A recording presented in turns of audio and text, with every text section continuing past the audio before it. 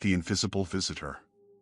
On a foggy autumn night, far from the modern hustle of city life, an abandoned mansion stood in a remote corner of England, its silhouette both imposing and mysterious.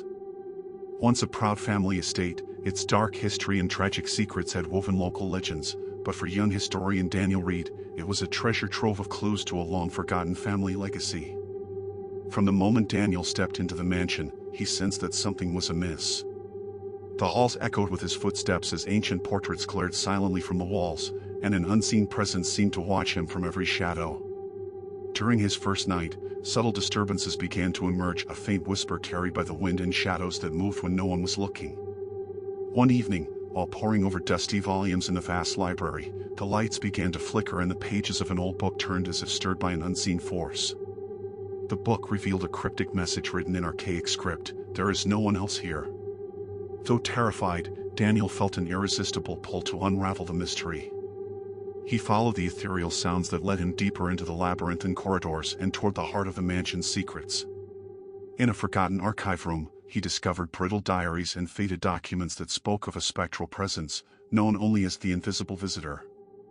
These records recounted a tale of betrayal, sorrow, and a curse that haunted the family, a restless spirit embodying the anguish of a turbulent past. The ghost, born from old betrayals and lost hopes, was destined to wander the halls, a constant reminder of the family's long-hidden sins. That fateful night, the mansion's atmosphere grew even more oppressive. Daniel, now acutely aware of the ghostly presence, witnessed doors slamming shut on their own and heard eerie murmurs fill the silence. In a moment of sheer terror, as he stood before an antique mirror, he caught a glimpse of a hazy figure reflected behind him, a face indistinct, its eyes burning with both sorrow and wrath. In a hollow voice that resonated through the room, the apparition declared, "I have always been here, and I know your secret." Stricken with fear and realizing he was trapped within the mansion, Daniel attempted to flee, only to find that every door and window was sealed by an unseen force.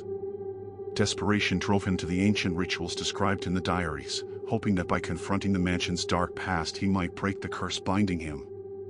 With trembling hands, he recited incantations that echoed the cries of lost souls, each word carrying the weight of a history steeped in pain. As the ritual reached its climax, the mansion shuddered violently and an overwhelming surge of energy coursed through its walls. The spectral figure reappeared, this time with an expression of both gratitude and sorrow, whispering, "Thank you." For a brief moment, the mansion seemed to lighten, yet Daniel knew that the reprieve came at a steep price. The invisible visitor was now bound to the estate, forever a guardian of its haunted legacy, waiting silently to claim the next unsuspecting soul. In the aftermath, Daniel's life was irreversibly changed. Though the mansion appeared abandoned and silent to the outside world, its dark secrets and the restless spirit of the invisible visitor continued to linger. His experience remained a chilling reminder of the fragile boundary between the living and the dead, a tale destined to captivate and terrify all who dared to listen. Footsteps in the empty hall. In the fading light of an autumn evening, a rusted sign pointed the way to Ashford Hall, a once grand mansion turned boarding school tucked away in a remote corner of the English countryside. Rumors of unexplainable occurrences had long circulated among locals, and now, drawn by curiosity and the macabre, a group of international students arrived to study the arts and history. Among them was Evelyn, a determined yet sensitive scholar with a penchant for unraveling mysteries. Little did she know, her first night at Ashford Hall would mark the beginning of an experience that defied rational explanation. As the students settled into their rooms, a heavy silence cloaked the corridors. The ancient building, with its peeling wallpaper, creaking floorboards, and the faint aroma of bygone times, seemed to breathe with secrets. Evelyn's room, located on the third floor in a narrow, seldom used wing, felt colder than the rest. Shadows twisted in the corners, and every sound was amplified in the oppressive stillness. Even before nightfall, she sensed unseen eyes watching her every move. That very night, as a storm gathered its strength outside, Evelyn lay awake in the darkness. The relentless wind howled through broken windows, and rain battered the old glass panes. Just as sleep began to claim her, a sound interrupted her fragile peace, a soft, measured tread echoing down the empty corridor outside her door. At first, it was nearly imperceptible, like the distant shuffle of feet on a dusty floor, but as the sound persisted, each step grew bolder and more deliberate. Heart pounding, Evelyn sat up and listened intently. The footsteps stopped directly in front of her door, followed by a brief, almost inaudible whisper, a plea, perhaps, or a cry for help. In that moment, every rational explanation fell away as the legends of Ashford Hall took on a new, terrifying life. Unable to shake her unease, Evelyn resolved to document the occurrences. She retrieved an old tape recorder from the school's antiquated media room and placed it near the door before reluctantly drifting back to sleep. Morning light revealed more than just the aftermath of a sleepless night. Rushing to listen to the recording, Evelyn's breath caught as the device played back not only the soft, methodical steps but also a fragmented voice, a broken whisper saying, "Help me." It was as if the very walls of Ashford Hall were mourning a forgotten tragedy. With each replay, the message grew clearer, yet its source remained an enigma. Word of the recording spread quickly among the students. While some dismissed it as a trick of the storm or an overactive imagination fueled by local lore, others confessed to having experienced something inexplicable during the silent hours. A few even recounted glimpses of a pale figure vanishing into the darkness. Determined to uncover the truth behind these events, Evelyn began to delve into the school's history. Deep in the dusty archives of the library, she discovered faded photographs, brittle letters, and records hinting at the hall's tragic past. One story, in particular, sent a chill down her spine, that of Thomas Whitaker, a student who had mysteriously vanished over a century ago. Known for his gentle nature and habit of wandering the halls late at night, Thomas had disappeared without a trace, with his last known location being the very corridor outside Evelyn's room. This revelation intertwined with the haunting footsteps and whispered plea, deepening the mystery that had gripped Ashford Hall. That fateful night, armed with her recorder, a small lantern, and unyielding determination, Evelyn ventured into the dark corridor. The hall, usually cloaked in oppressive silence, pulsed with an eerie vitality. Every step she took echoed off the stone walls, a reminder of the unknown presence that lurked nearby. Reaching the corridor outside her door, the familiar sound of slow, deliberate footsteps filled the air once more. With a trembling yet resolute voice, she called out, "Who's there?" For a moment, all was still. Then the footsteps resumed, closer this time, and a chill wind swept past her, carrying a faint, sorrowful murmur. In the flickering lantern light, Evelyn thought she saw a fleeting glimpse of a young man in a faded uniform, his eyes pleading for salvation. Summoning courage and compassion, Evelyn stepped forward, addressing the apparition by name, though she wasn't sure if it was his true identity or simply the embodiment of Ashford Hall's lost souls. In that silent exchange, unspoken words of regret, longing, and a desperate desire to be free from the past passed between them. Over the following nights, the haunting intensified.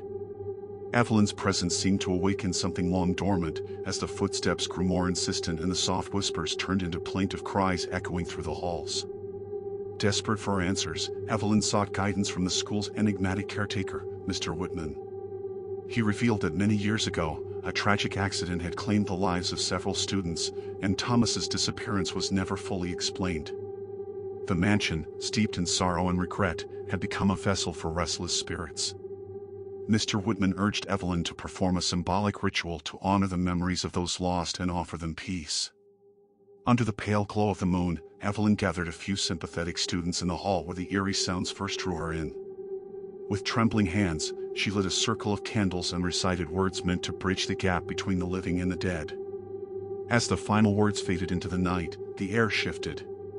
The incessant footsteps subsided to a gentle murmur, and the oppressive chill gave way to a quiet, sorrowful calm. In the silence that followed, Evelyn felt a warm presence, like a hand reaching out in gratitude before it slowly dissipated into the darkness. In the days that followed, Ashford Hall seemed to breathe a little easier. The corridors, once filled with inexplicable sounds and a palpable heaviness, now resonated with a fragile peace. The students, once terrified of the haunting, began to view the strange occurrences as a poignant reminder of the lives that had been lost and the histories that lingered within the ancient walls. Evelyn continued to document the events, her recordings now capturing not the tormented pleas of the past, but soft, almost comforting whispers, a final farewell from the departed. Though the mystery of Thomas Whitaker's fate would forever remain partly unsolved, the ritual had offered a measure of closure for him and the restless spirits of Ashford Hall. Years later, the story of Ashford Hall and its ghostly inhabitants would become a celebrated legend among horror enthusiasts worldwide. The recordings, the ritual, and Evelyn's compassionate intervention were shared across the globe, offering a glimpse into a world where the boundaries between the living and the dead blurred. And on quiet, stormy nights, if you ever find yourself near an old, forgotten hall, listen closely. You might just hear the soft echo of footsteps, a timeless plea for remembrance and solace. The late-night customer. The clock on the wall struck midnight as the last flicker of neon from the Midnight Brew diner danced over the rain-soaked pavement. The diner, tucked away on a lonely stretch of highway, had long been a refuge for the weary and the lost. Tonight, however, it was about to host a visitor unlike any other, a visitor whose arrival would unravel the thin line between the ordinary and the uncanny. Samir, the lone night shift diner attendant, was used to the quiet solitude that accompanied the midnight hours. The regulars were few and far between, and the silence was often punctuated only by the hum of the old refrigerator and the soft tapping of rain against the window. Yet, as he wiped down a table with meticulous care, a peculiar sensation prickled at the back of his neck, a feeling that he was no longer alone. At first, it seemed like a trick of his tired eyes. But then the bell above the door rang out, a delicate, almost musical chime, and a figure stepped in. Dressed in a tailored overcoat, the stranger's presence was both elegant and unsettling.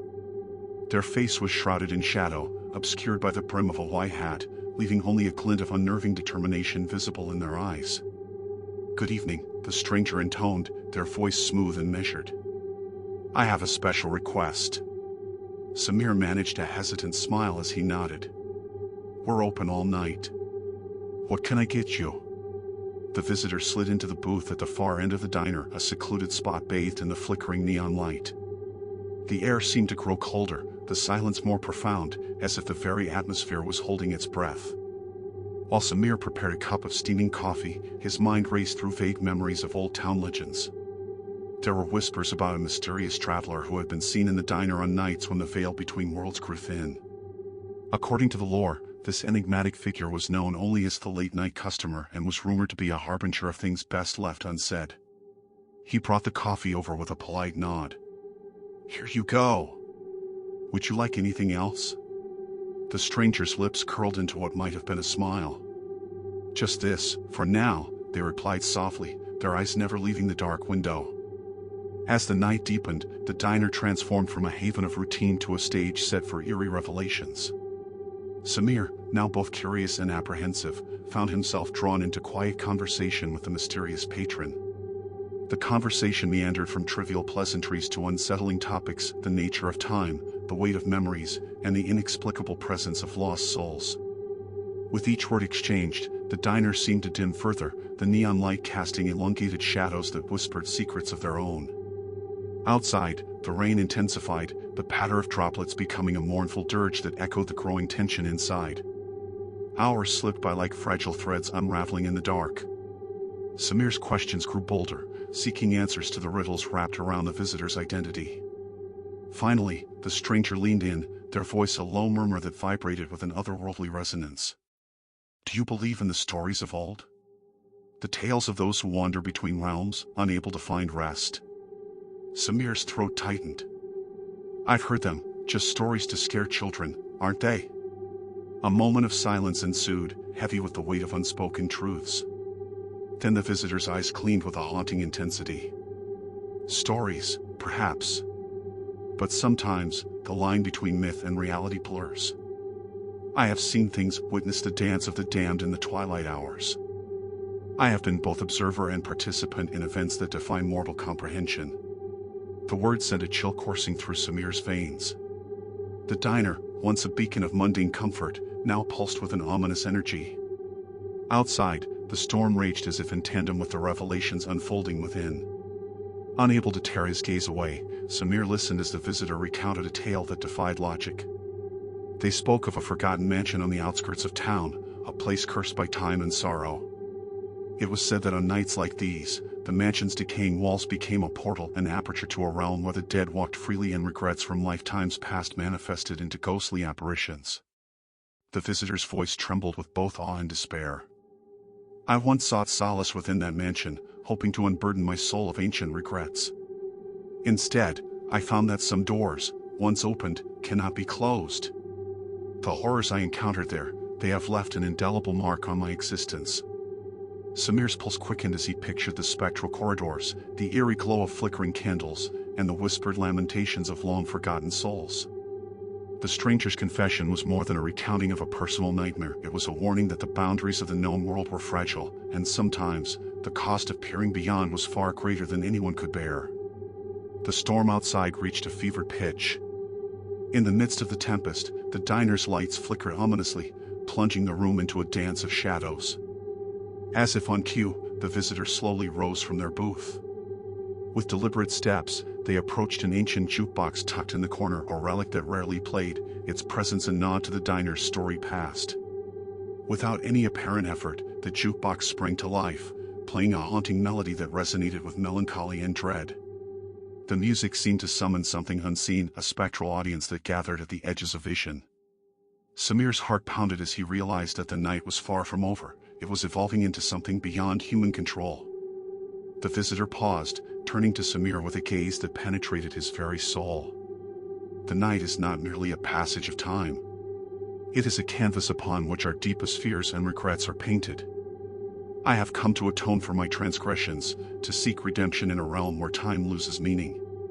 But I fear that tonight, the past will claim its due. A sudden gust of wind rattled the windows, and the door burst open, scattering papers and drawing the attention of every corner of the diner. Shadows danced wildly on the walls, and in that chaotic moment, Samir thought he saw figures moving just beyond the reach of the light, transient forms that whispered in a language older than memory. Frozen by terror and curiosity, Samir watched as the visitor approached the door. "You must understand," the stranger continued, "I am not here by choice. I am both the seeker and the sought, bound by forces that transcend mortal comprehension. My journey is one of endless twilight, a struggle against the inevitable pull of the abyss." At that moment, a figure emerged from the darkness near the entrance, a gaunt, pallid man with eyes that shone like distant stars, carrying the unmistakable aura of decay and despair. He spoke in a voice that was both ancient and sorrowful. "Your time has come to face what you have long avoided." The confrontation was silent yet palpable. Samir felt as though he was caught in the crossfire of two worlds colliding. The visitor and the spectral figure stood as living embodiments of lost hope and eternal torment.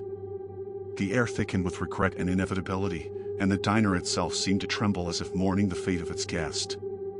A spectral mist began to seep into the diner, creeping along the floor and coalescing around the two figures.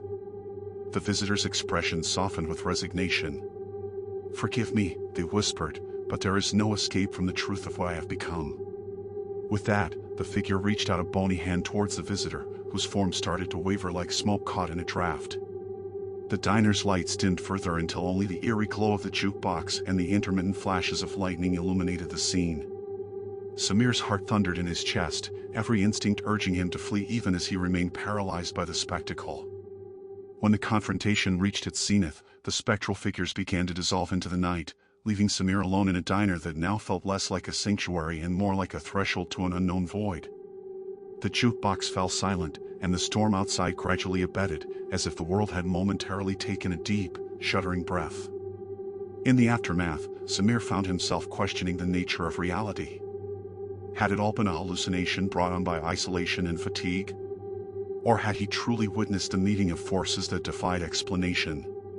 The visitor was gone, leaving behind only an empty booth and a lingering chill that seemed to seep into the very fabric of the diner. As dawn threatened the horizon, Samir realized that the night had changed him irrevocably. The experience had unspooled threads of doubt and wonder, inviting him to explore the mysteries of regret and redemption hidden in the darkest corners of existence. The story of the late-night customer would be etched into his memory, a reminder that even in the quietest hours, the extraordinary could manifest when one least expected it. Years later, the Midnight Brew Diner remained a landmark on that forgotten stretch of highway. Travelers, drawn by both its humble charm and the whispered legends of its haunted past, often recounted tales of strange encounters and ghostly apparitions. Some claimed to have seen a solitary figure in a dark coat, lingering near the jukebox when the clock neared midnight, a silent reminder of that fateful night when regret and redemption danced on the edge of the abyss. Samir, now a weathered storyteller, would sometimes share his experience with those who dared to listen. His voice, tinged with both sorrow and hope, served as a bridge between the mundane and the mysterious, a living testament to the night when the ordinary diner became the stage for an encounter with the inexplicable. And so, the legend of the late-night customer endured, a chilling narrative that reminded everyone that some doors, once opened, lead not to escape, but to an unending twilight of truths beyond mortal understanding. The shadow in the elevator. It was the coldest winter evening of the year. The sky was shrouded in heavy clouds, and the dim glow of street lamps flickered like lost phantoms drifting to the earth. In the heart of the city stood an imposing building whose origins were far older and more mysterious than its appearance suggested, the Nocturne Residences. This edifice was steeped in secrets beyond time, its walls whispering stories long forgotten. Mert, a creative art director seeking escape from the pressures of modern life, had chosen to spend a short stay in this building. Craving a break from the mundane, he yearned for inspiration amid a nostalgic, fog-laden atmosphere far removed from the city's chaotic pulse. Little did he know that the true spark of his creativity would emerge from the depths of terror itself. Everything appeared normal when Mert checked into the hotel, a luxurious reception, antique wooden furnishings, and faded black and white photographs adorning the walls, each a silent testament to bygone eras. Yet one feature captured his attention more than any other, an old-fashioned elevator centrally located in the building. Its weathered metal facade, etched by time, and the vague silhouette that occasionally emerged from its shadows piqued his curiosity. On his first night, driven by an inexplicable sense of unease, Mert decided to ride the elevator before retiring for the evening. As the ancient gears creaked in protest with every passing moment, an unsettling feeling settled over him. In the corner of his eye, he caught a glimpse of a barely perceptible movement, a slender, indistinct shadow that seemed to have come alive. It was as if another presence sensed him and was reaching out silently. In that fleeting moment, Mert's heart raced. The surreal mix of fear and fascination left him both unnerved and irresistibly drawn to the mystery. When he glanced at his reflection in the mirror door of the elevator, he locked eyes with the shadow, a spectral figure whose expression was a profound blend of sorrow and anger. The following day, unable to shake the strange encounter, Mert began investigating the building's past. The staff revealed that Nocturne Residences dated back to the 1920s and had been witness to numerous tragic events over the decades. According to local legend, the elusive shadow in the elevator was the spirit of a woman who had vanished many years ago, a woman who, betrayed in her marriage and overwhelmed by sorrow, had taken her own life. It was said that her restless soul was forever trapped within the metal confines of the elevator. Fascinated and frightened in equal measure, Mert delved deeper into the story. Old newspapers, letters, and diaries uncovered in the building chronicled not just a tale of lost love, but a saga of betrayal and lingering torment. With every document, the tragic narrative of the woman named Eliza became more vivid, and Mert's desire to witness the supernatural firsthand grew stronger. One stormy evening, with rain tapping persistently against the windows, Mert found himself once again before the enigmatic elevator. As the heavy doors closed behind him, the cold metallic interior and the groaning mechanism filled the space with an oppressive sense of foreboding. He pressed the button, and the elevator began its slow ascent, accompanied by the echo of distant footsteps, a rhythm that resonated with memories of the past. As the elevator climbed, the air inside seemed to transform. A fine mist diffused throughout the compartment, and once more the elusive shadow reappeared in the corner. This time, in the reflection of an aged mirror by his side, the figure became clear. Its eyes were deep wells of sorrow, carrying the weight of a century's pain. Trembling, Mert reached out to touch the mirror, and in that instant, the entire elevator shuddered as if gripped by an ancient curse. In that moment, echoes of the past filled Mert's mind. The tragic story of Eliza played out like a melancholy dirge, her voice resonating from the very walls of the building. The soft whisper of "You haven't forgotten me, you keep me alive," reverberated in his ears, each word a reminder of long-buried agony. Then, as if to amplify the drama of that night, the elevator's control panel flickered erratically, with buttons lighting up in a chaotic dance. Caught in the grip of terror, Mert found himself trapped in the relentless oscillation between floors. In every creak of the metal, an unseen force observed him, a presence that seemed to embody the very essence of the building's dark legacy. After what felt like an eternity, the elevator finally reached the 13th floor and the doors swung open abruptly. With hesitant steps, Mert stepped into a narrow corridor that ended at an ancient door. Above the door, faded golden letters spelled Eliza. Driven by a mixture of dread and compulsion, Mert slowly opened the door to find, on the other side, the spectral silhouette of a weary, sorrow-laden woman. Eliza's spirit carried a heavy burden of betrayal, loneliness, and shattered hopes. As she sat silently, echoes of the building's dark memories swirled around her. Mert recognized in her sorrow the narrative of a love gone awry, a tale of a love that began with passion but was marred by deceit. The cursed elevator, it seemed, had imprisoned not only her memories but the fragments of her soul, repeating the cycle of despair night after night. Later that evening, driven by equal parts horror and empathy, Mert sought refuge in the building's ancient archive. Amidst dusty files, yellowed letters, and broken photographs, he discovered Eliza's personal diary. The entries revealed not only the heart-wrenching betrayal she had suffered but also hints of occult rituals and a dark secret entwined with the building's history. Mert came to understand that Eliza's tragedy was not solely a personal ordeal but part of a broader curse that had haunted the edifice for generations.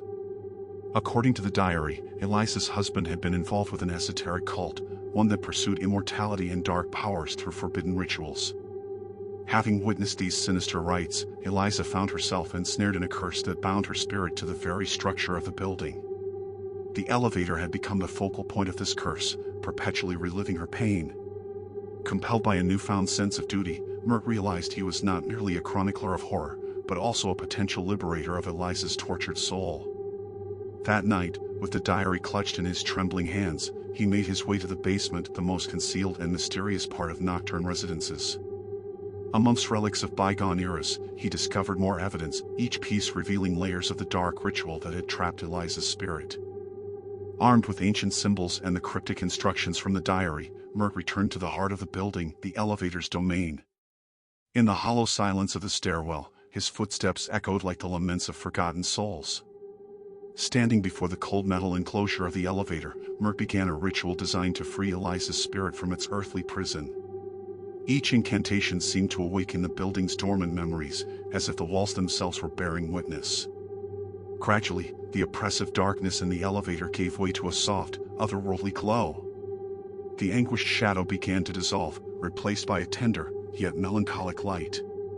In that transformative moment, Eliza's spirit found release, breaking free from its age-old shackles and drifting into a realm of eternal peace. From that night on, Nocturne residences transformed into a symbol of both haunting memories and the possibility of redemption.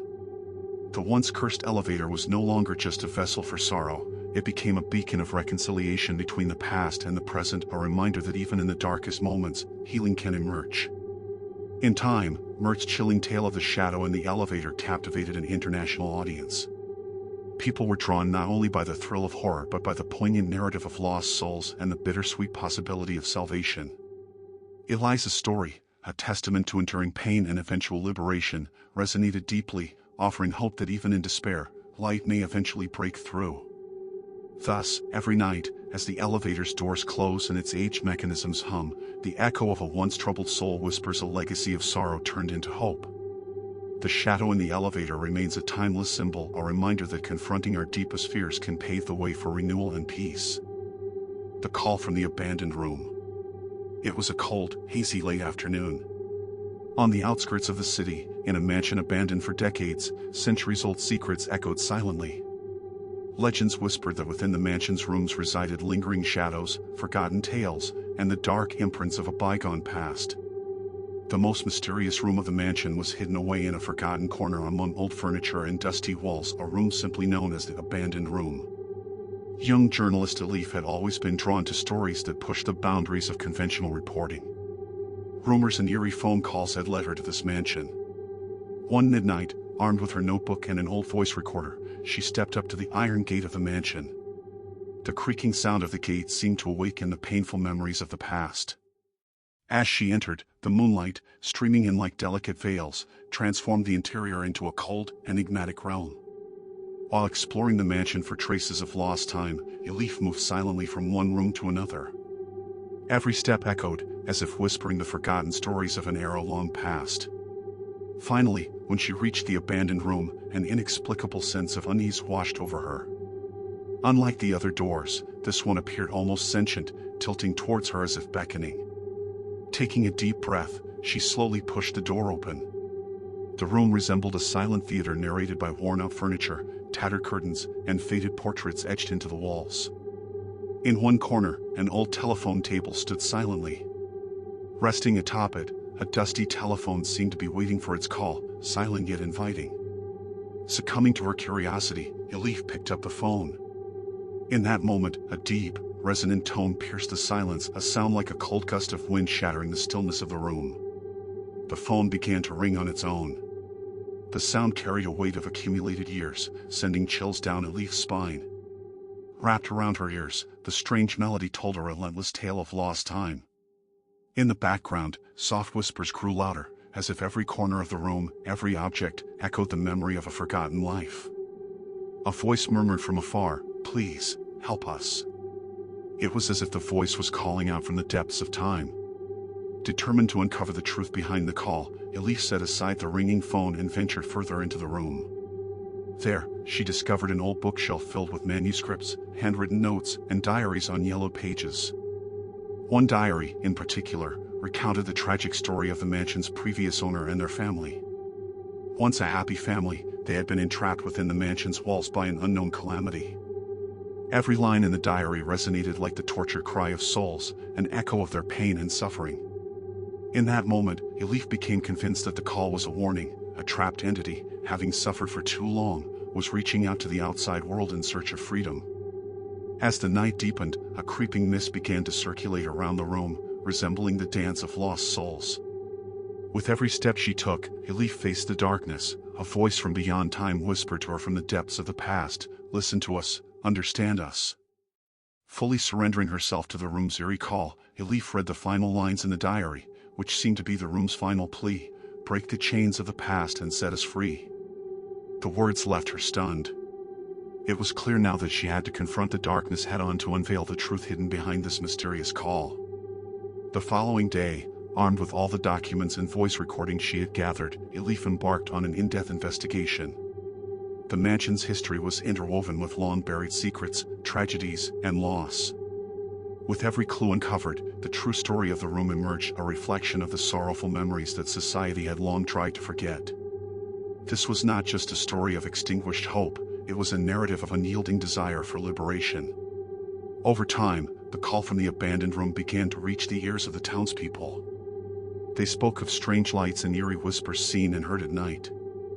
Elif's story resonated in the media, and the cursed room of the mansion turned into a legendary tale of horror.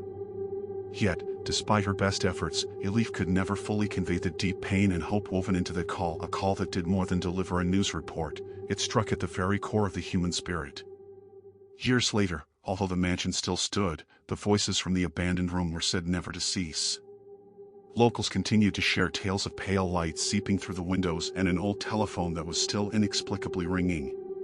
Under the title "The Call from the Abandoned Room," this story became an eternal monument to those lost in darkness, the tormented, and the forgotten glimmers of hope. And with every call, it was as if the chains of the past weakened ever so slightly, granting the trapped souls a brief taste of freedom. Elif's courage echoed on that fateful night, yet every brave step carried a lingering warning. Some secrets are best left undisturbed, for when the darkness is unearthed, it can leave scars that forever haunt the soul.